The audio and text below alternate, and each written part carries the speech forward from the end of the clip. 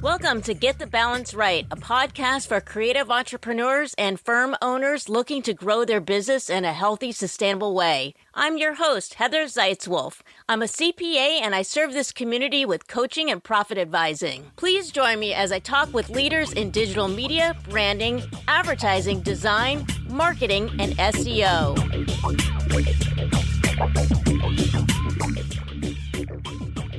Hey everybody, and welcome to another episode of Get the Balance Right podcast. I am your host, Heather Zeitzwolf. Our guest today is Dave Waite from Zookeeper, an agency in Los Angeles that focuses on animation. I met Dave Waite through my husband, Vaughn. Shout out to Vaughn. I think I got to know Dave, first at my wedding. Well, anyways, we go back a ways. But Dave has done some amazing things over the years. I've seen the transformation of Zookeeper, and man, he always has the coolest websites. You have to go to his website and see what's going on right now. It's got crazy, crazy animation with little Easter eggs. Zookeeper.com. Check it out. On this podcast, this is not a normal podcast. We actually incorporate animation into the podcast. What? Yeah, Dave animates himself on the fly. Yeah.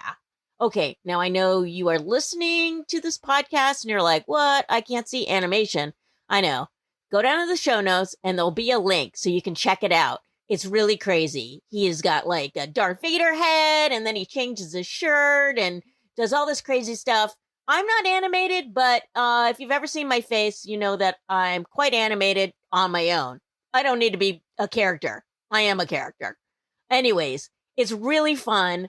And we talk about his various projects that he's had over the years and some fun clients that he's had like Team Coco and TBS and Disney. This is a really fun interview, and the crazy, crazy animation part you gotta see. So be sure to go down to the show notes and check it out. Okay, listen to our fun conversation with Dave Waite. Dave Waite, thank you so much for being on my podcast. It's great to be with you, Heather. It's typically when we've gotten together in the recent past, it's been down here in LA with you and Vaughn. And it's always great to see you guys in person and doing so well. Yeah, this is really exciting for me because I am very curious about this new software that you're using and all these new things that you're doing in animation.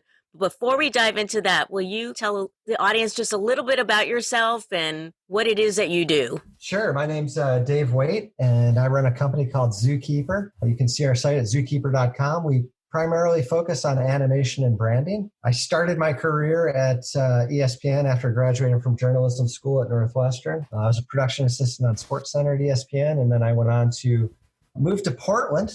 Went to law school up there at Lewis and Clark, got up during my first contracts exam, walked out, said this wasn't for me. I started working at Nike a couple months later, and I was eventually hired on there as a creative writer for the Nike Towns. I worked on 15 different Nike Town openings in the retail design department, including openings in Berlin, London, Denver, Honolulu, Las Vegas. It was a really exciting time in the retail design department up there. Nike was experiencing a tremendous growth. I did that for a couple of years, and I was like, I think it's time to go do something else. I think we're going to have layoffs upcoming. And so I decided to start my own business. My parents were like, oh, call it Dave Waite & Associates. And I let out a big yawn. How boring is that? And I was like, I don't know if it was driving home from Beaverton into Northwest Portland every day, driving by the Oregon Zoo, or the fact that my good buddy in college had this khaki shirt with two pockets on, which is the typical Zookeeper shirt. Anyway, Zookeeper was the name. And I started my career doing a lot of freelance copywriting. A week after I left, I was very fortunate that Nike called and had a project for me. And it really took off that year. It was the dot-com boom. There's a lot of really interesting advertising jobs, tech jobs. In 2000, I was on a great gig down at a company called CyberSite. It's since been bought, and I was working on part of a SWAT team, is what we called it internally. And we were doing a lot of interactive ads for Wells Fargo. And that is where I met Vaughn.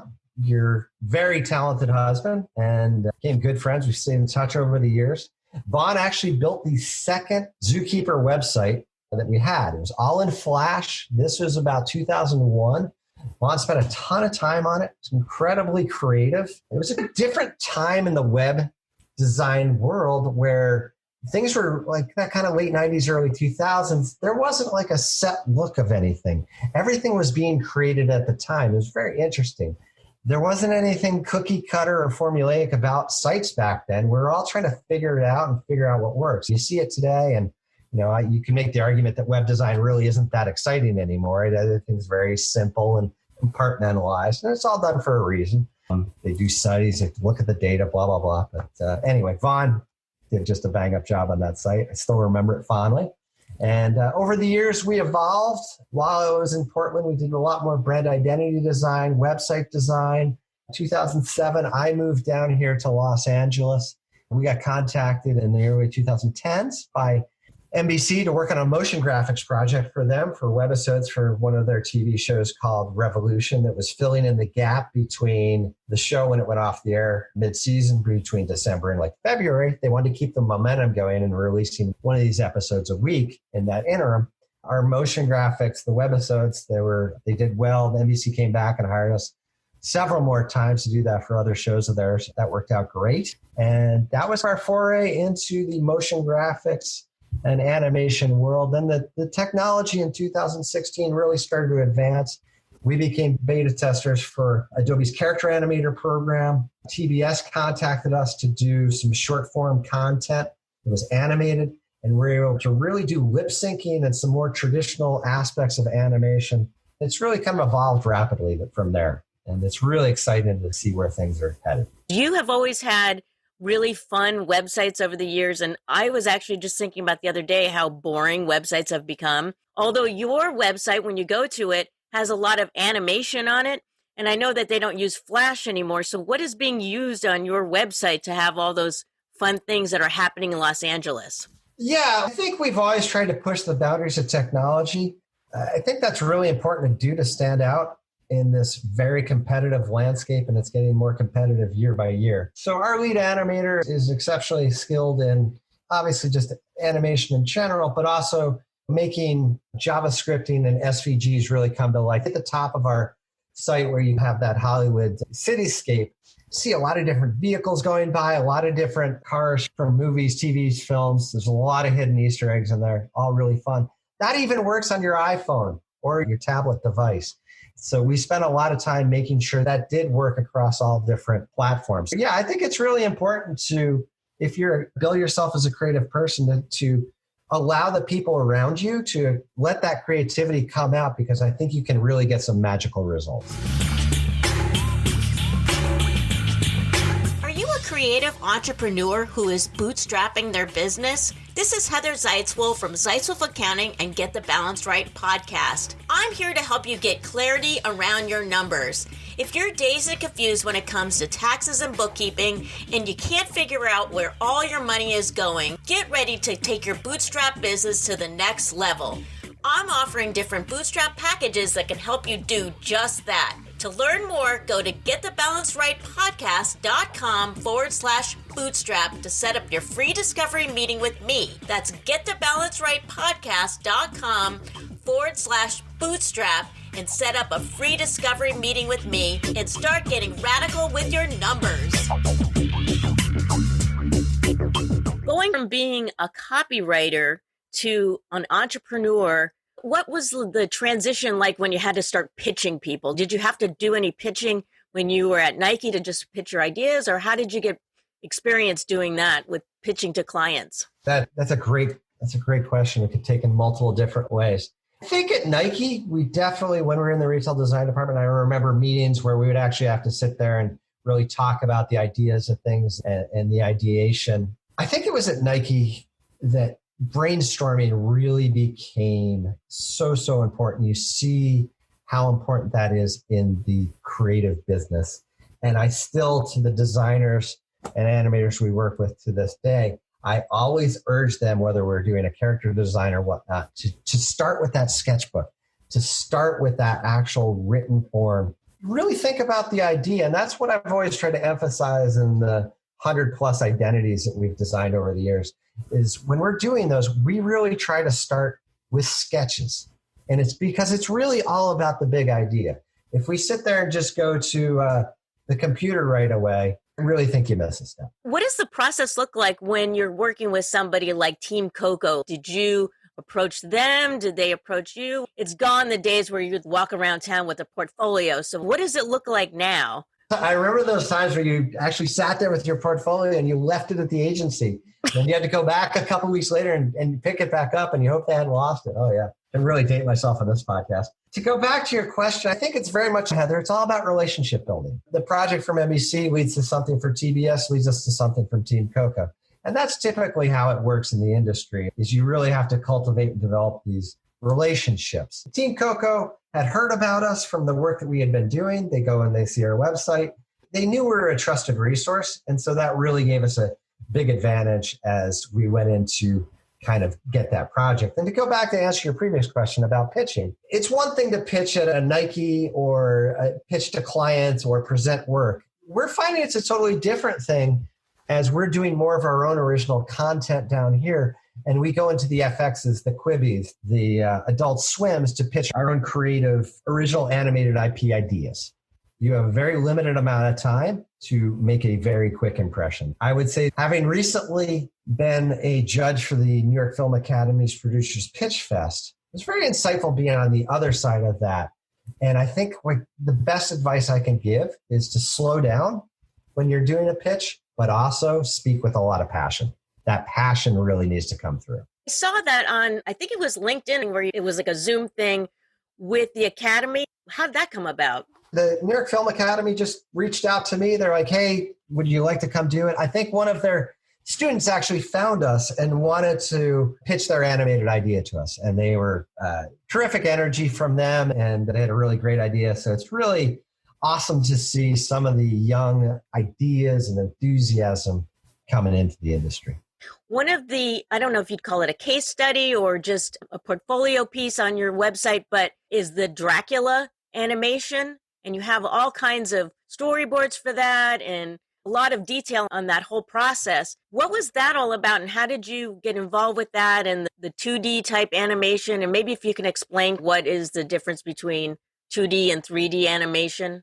Yeah, so you're going back to talk about some of those very early projects. I think Dracula is 2013 or something like that. So yeah, that's motion graphics. That's 2D animation. It's more on the motion graphic side than the actual quote unquote animation. Typically, when we're talking 2D animation, you're seeing lip syncing, you're seeing a little bit more movement of characters. Where the motion graphics, in some of our older NBC work, it's more, you'll see certain items moving. You can still do some really creative stuff, but it's not quite as intensive as doing more of the 2D animation. And there's all sorts of differences that you can get into between stop motion animation, 2D animation, that's frame by frame. And then you start going into, say, 3D animation, and that's a completely more complex ball of wax that can get pretty expensive and pretty advanced in a hurry. I remember years ago using Director and Flash. So what kind of software are you using now? And do you have to wait for things to render when you're doing this animation? What exactly are you using? Depends like what you're trying to do. If you're trying to do live stream animation, which we'll come over here and show you in a second, that can happen on the fly as long as you can go through like a live stream application, say like a Zoom. We've partnered up with Adobe as beta testers on their character animator program. And it's really a revolutionary program because it lets you get up to speed in the animation much more quickly than traditional frame by frame animation that can take months and months, if not years, to get a show into production. Where a character animator, you design a character, you rig up the character, that puppet's ready to go. You can use that character over and over, change out the backgrounds, change different triggers, different props, different things like this. And it's literally ready to go right then. You can animate on the fly. You mentioned motion and then you said animation. So are those two different types of software? Motion graphics are a bit different than, say, traditional animation. You can still call motion graphics animation. Everybody has a different definition of this. Our work for NBC that we did for, say, Revolution or Dracula, a million-second quiz, that's more in the motion graphic realm, where some of the more recent stuff that we've been doing is much more in the 2D animation, fits under that umbrella. It's not frame by frame, though. Okay. But can we do frame by frame? Can we do more traditional 2D animation with more movement and things like that? Yes. There's some really cool things that I've got a non-disclosure with Adobe to obviously not disclose. There are some really cool things coming out with the software, different tracking techniques and body parts and green screens. Wow. I think in the future, I'm very eager to see where this technology is 3-4 years from now. I know you're going to set up and show us and just... Hold on. Yeah, we'll do that right now. Okay. All right, there we go. So here I am in animated form.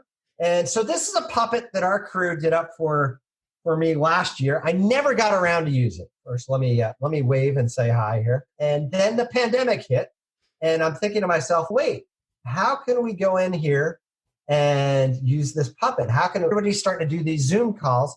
How can we make these a lot more fun? Pandemic comes down. As you can see, we can change this out. So we figured out a way to go in here and make the animation work on Zoom calls. So obviously, we can add a mask. We can add a lot of different fun stuff here if you want to get patriotic. Pandemic gets worse this winter. We can put on the full gas mask and take all this off. We can put on a funny hat. We can put on sunglasses. So there's a lot of really fun stuff we can do with this. And now, of course, we can, this is my dog Puck, can change out what we're wearing. We can make it rain. And these are all just triggers that we've got set in the background. We can even do animation within animation. And we use these for all different pitch calls now. So, we rig these up on the fly. So we had a call with the Chicago Bulls. We were able to quickly do this in half a day. Hey there, this is Heather. I hope you're enjoying the podcast. And if you are, if you wouldn't mind, please hit the subscribe button now. That way you'll never miss an episode. All right, now back to the podcast. So when you do something like this and set this up, the software has to learn who you are, or how long does it take before you can generate an animated version of yourself? What we have to do is we have to spend a week or two doing the character design, creating the puppet, do all the different mouth shapes. And some ways the software takes over things. If we want to do an eyebrow raise, that'll do it on its own. So what it's doing is the program is taking the audio and visual inputs that we're doing. And so how that's working is it's taking what I'm saying and outputting it into the different mouth shapes that we've programmed into here, plus all the other different triggers that we've added in here. So if we want to have like smoke coming out of our ears, we can do that. We can do a lot of different really fun stuff. If we're pitching to a Netflix or an NBC, we can have that ready to go for that different call. Are you just using key commands on your keyboard to trigger these things? Yeah, so what I've got going on over here is I've got a whole other screen on the right side. So I can just hit a button and put a different helmet. You go Darth Vader, if you're more of the Boba Fett fan. Me, I'm a big hockey fan. You can do all sorts of stuff. Once you've programmed or created this stuff, can you use those same Boba Fett helmet or whatever on somebody else? It depends on the type of the illustration. The animation style has to match up. Yeah, the great thing about animation, the way you start to make money at this is you build up the animation library and you have a whole library of things saved up. So I've got friends that worked on The Simpsons or like Family Guy. And you go to those studios here in LA and they have like hundreds of people on their staffs, and they have like just departments that sit there and all they do is draw like props, like chairs and desks and things like that. And so where you get the savings in animation going on is when you have all these assets created. So yeah, this would just be another way of having these assets done. Like you go over to visit The Simpsons. What they do, they have a whole process. They start by having the script. They start doing the VOs. They have the storyboards. They do animatics. They'll do a cell there, but then they ship it off to one of their 2 South Korean studios. They do each cell hand by hand on their computers over there. They ship it back. There's a lot of going back and forth. It's a huge process. As I mentioned, they've got a staff of a few hundred over there doing all this. The great thing about the technology that we're using, we can go in there and do this at a fraction of the time. So if you were starting a show like The Simpsons today, you wouldn't really go about it in that process. I totally understand why Simpsons, Family Guy, they've been on the air for 20, 30 years, a long time. What they want to do is to have that consistency. So when their show looks the same as it does today as it did 30 years ago, that's all by design. They want you to be able to watch an episode out of order and it still all looks completely on brand. The technology that we're using is really, if you want to get a show like that up to speed, you can do it much more rapidly. Months instead of years, weeks instead of months. I remember as a kid, the Flintstones, they had Flintstones and then they upgraded Flintstones and it looked completely different. And I'm like, Barney Rubble does not look the same. And it always bothered me as a kid. Like, what happened? Yeah, and that's exactly why they do that, because they know even if you're a kid, you're going to notice things. That really makes a big difference. It's really fun and exciting. If somebody wanted to implement something like this, say they were like a large company that could afford having animation and stuff. So could they actually have all their workers animated for their Zoom calls, or what else can they use this for? I think there has to be smart strategic uses for it. Yes, you could do that. You've probably seen a recent LinkedIn post of mine, Heather, where we show 9 different characters all chatting on a Zoom call. Yes, that's all possible. Everyone's got to have the Adobe Creative Suite. We have to instruct them on how to use it, have it all lined up. It's not a huge time to get ramped up. Like, we could probably teach somebody in an hour or two how to do that. If we were working with, say, like a celeb or somebody like that didn't want to put on all their makeup, takes an hour or two, their hair's got to be a certain way. And we may laugh at celebs. They have a certain appearance. And if they had come on camera and they don't look the way that you're used to seeing them, you're going to be like, what's wrong with them? That's going to generate a ton of stories online. Oh, what happened? But when you're animated, you don't have to sit here and put on face, do hair, do all that. So you can do this obviously much more quickly.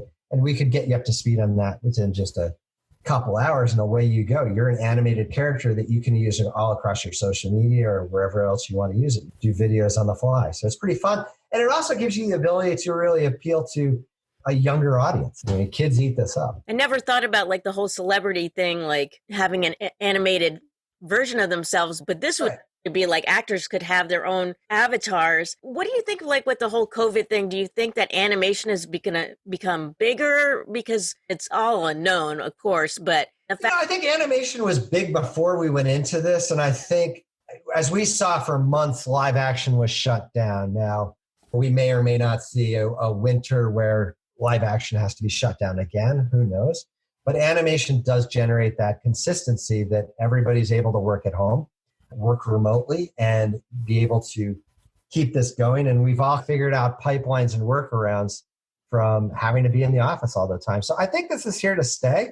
I don't think Zoom calls and things like this are going to go away. I think people are realizing that there's some more efficient ways of doing business. I still think having an in-person meeting is still invaluable. Some of those cues, how you connect with people, yeah, that's still going to be really important, but there's still ways that you can get a lot done with Zoom. As people start to realize some of the options out there for doing animation or putting together a show, or they need content put together really quickly, there's just more and more tools and techniques that are going to make this a very interesting time to be alive. Somebody had this concept for an animated program. Could they potentially come to you to help them animate that? What is your process with that? Yeah, we get a lot of people asking us like, hey, I've got an idea. Can you animate this? I think it really helps to, like with anything, to really have a clear plan of what you're going to do and who's going to buy this and who you're going to be able to pitch it to that's going to buy this. We get people off the street saying, hey, I got a great idea. There's a lot of great ideas. It really helps to have that connection of who you're going to be pitching this to. Or if you have a business and, hey, I can't do commercials right now, or I really want my company to be likable. I want a mascot, makes you much more memorable, and wanting to buy that product. Studies have demonstrated that clearly. Just makes it so much more fun and personable. And I think this is a more important time than ever to be personal and really make that connection with your customers. So that software that you were just demonstrating, is that something that you can incorporate with a live video and do it Roger Rabbit style? Is that something that's just completely animation? Yeah, one screen would be animated, as you saw with our call. Other screen wouldn't be animated. You're seeing shows on TV like My Cartoon President or Tuning Out the News, which is on CBS. you're seeing that animation fused with live action. Yes, you can do that, but it's not necessarily live. You would need to sit here, do some crafty work in After Effects, but you could make that happen. Then you'd have to render it out. Oh. You may have noticed that the lip syncing when we're doing this live was maybe not quite so fine tuned. We can adjust that in post. So right before it's rendered and it doesn't need to be live, then we can go in there and tweak the lip syncing. And that technology is getting better and better. Adobe just did some improvements to that recently, but it's just getting better. And we expect to see nothing but improvements in that in the years to come. That's so neat. When you were talking about this, I could see maybe like Colbert, like a talk show or something where he's animated and he comes out on stage and he's animated and then his guests could be animated. But I guess it would be really expensive, though, to animate all the guests. Colbert, fellow Northwestern grad. Colbert on his show, I believe it was last year, he actually did Trump sitting there as a guest in an animated form using this technology. So that's all very possible. When they did My Cartoon President, when the Democratic debates happened back in, what was it, February? January, February, long time ago. It seems like a lifetime ago. One of the debates where they had all the Democratic candidates, it was like a Thursday night, and My Cartoon President wanted to show the debates, but they wanted to give their own spin. So they had the writers all writing the different material during the debates. They had some in the can, I'm sure. They're writing all the material during the debates. They then have the voice actors that night imitate the different candidates. Biden, Bernie, they all get their own voices, and they're all saying their reactions and things like that to the debates, infusing it all with humor. Now, because My Cartoon President, they had everything ready to go. They had the puppets all done up beforehand. So the next morning, they have that show out there on air with all the candidates talking their lines from the debate last night, but giving their own riffs off of it. So they basically have a real-time show in less than 24 hours. So that's really the advantage of this technology. It can do some really amazing things. Wow. Yeah. So you just have to be proactive about what you're going to do and just have it all ready to go. Wow, that's cool. Yeah. And even maybe for like sports where they don't know what the outcome's going to be, they could already have the things all ready to go and then just put in the winners or whatever. That's something that we did for the Philadelphia Flyers is we did the first ever animated. They have a hilarious mascot named Gritty that took the sports world by storm. We did the first ever animation of Gritty for a holiday a couple years ago, and that garnered 500,000 hits in just a couple of days. It was amazing. Can you tell the audience where they can find you? I know you mentioned a couple of links, but where's the best way for people to get a hold of you if they're interested and learn more about you? Yeah, absolutely. You can always visit us at zookeeper.com. We will, in the show notes, we'll put the specific link to the character animator demo to our site. And if anyone would like to connect with me on LinkedIn, feel free to. Just mention that you heard me on Heather's podcast. If anyone was not able to watch this and was only able to listen, we'll also put in the link in the show notes to a demo that you can view of what the heck I was talking about. Sounds great. I will most definitely do that. Thanks so much, Heather. Great to catch up. Yeah, thanks so much, Dave. Hey, this is Heather. Thanks so much for listening to the podcast. If you found value in the show, I'd really appreciate it if you gave me a rating on iTunes, or just simply tell a friend about it. And if you're interested in learning more about my profit advising and coaching, please set up a discovery call by using the link in the show notes. All right, thanks so much and see you next time.